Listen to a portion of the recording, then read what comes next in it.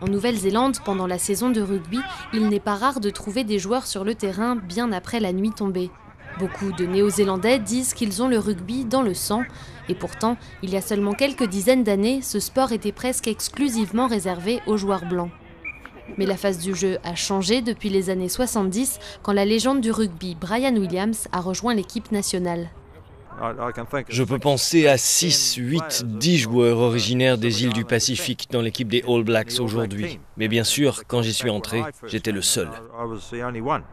Seulement 40 ans plus tard, les joueurs originaires des îles du Pacifique représentent presque un tiers de la composition des All Blacks pour la prochaine Coupe du Monde.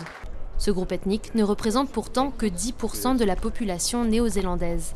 C'est énorme pour les personnes originaires des îles Samoa, des îles Tonga et le reste d'entre nous de voir nos enfants intégrer cette équipe des All Blacks. C'est un rêve devenu réalité de rejoindre les All Blacks. Et beaucoup de gars jouent aussi pour les Samoa ou les Tonga. C'est leur grand rêve de porter n'importe quel maillot en fait pour leur pays. Et alors que l'immigration en provenance des îles s'intensifie en Nouvelle-Zélande, ces progrès considérables dans le monde du sport ont influencé les comportements en dehors des terrains.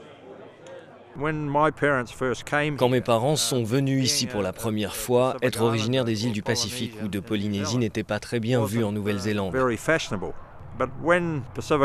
Mais à partir du moment où les personnes venant de là-bas ont commencé à avoir un réel impact sur le terrain, les gens ont changé leur attitude, je crois, envers ce groupe ethnique. David Osofua a grandi en Nouvelle-Zélande. Il est le premier de sa famille originaire des Samoa à jouer au rugby, une passion contagieuse qu'il a transmise au reste de sa famille. Notre famille est très religieuse. Alors pour eux, ne pas aller à l'église pour venir voir mes matchs, ça veut dire beaucoup. Je pense que ça montre à quel point ils sont fans, surtout ma mère. Elle est un peu trop bruyante sur la ligne de touche. Et pour un joueur de sa génération, l'amour du jeu fait tout simplement partie de son héritage national en tant que Néo-Zélandais.